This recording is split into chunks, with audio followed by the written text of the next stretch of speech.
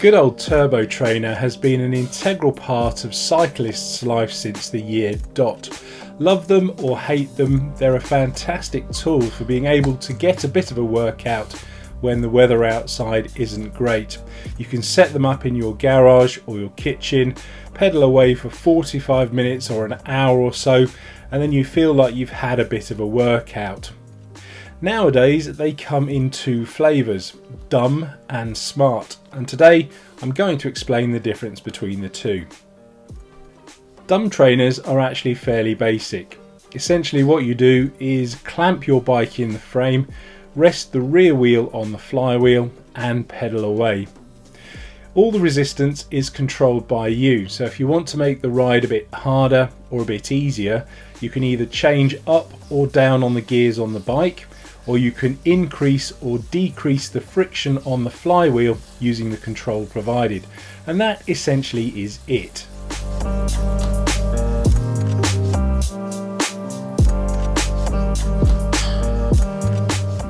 Now this setup has worked perfectly well for decades and has provided countless old school cyclists with a very acceptable level of fitness over the winter off season.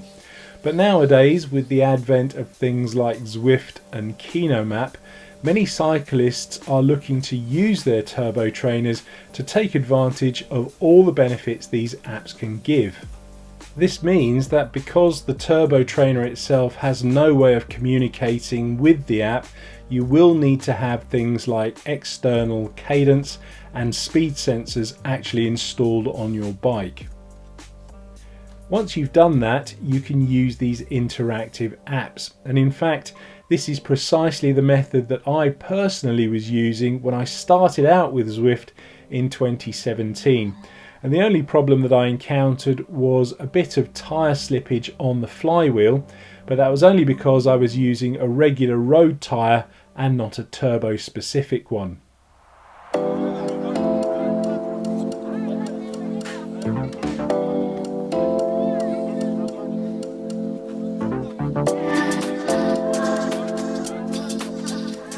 By contrast, smart trainers use either the tyre on method for the more budget trainers or what they call direct drive.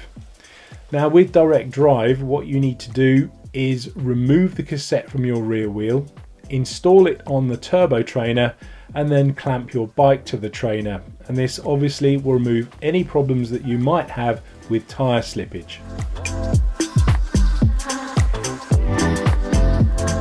One of the main advantages of using a smart trainer is that they usually have all of the sensors built in.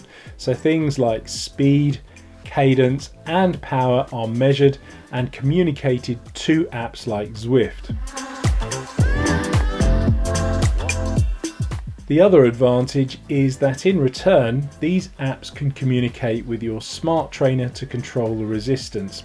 So for example, if you're riding up a climb in Zwift, the resistance will increase to simulate the gradient. Now this will then give you the choice of just going with that gradient or changing down on the gears to give you a much more realistic feeling of riding out on the road.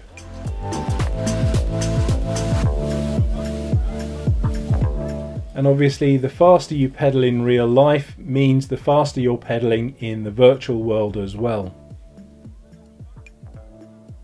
Many of these trainers also have what they call erg mode, where you can dial in a specific power number and then you can pedal away to your heart's content, maintaining those numbers.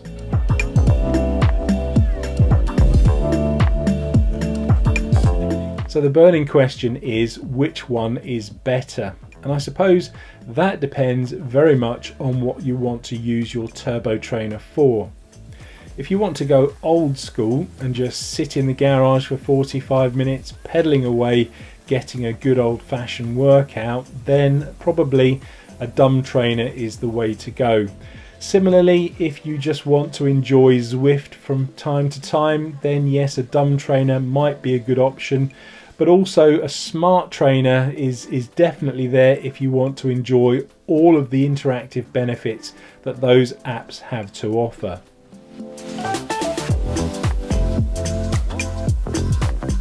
Up until very recently, I personally have been using a plain, old-fashioned cheap dumb trainer for about 25 years.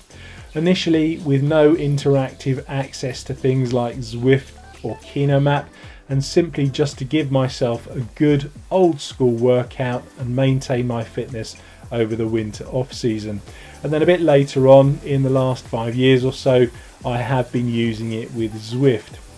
But in the last couple of weeks, I've got hold of a Saris H3 smart trainer, and I have to say that's really kind of revolutionised my Zwifting. On a practical level, having the direct drive means that it's a lot more responsive and I don't have to worry about things like tyre slippage anymore. It's also far smoother and far quieter than a traditional wheel-on trainer. Of course, I also love the interactive elements, and it also has the advantage of giving me a much more accurate idea of my power numbers.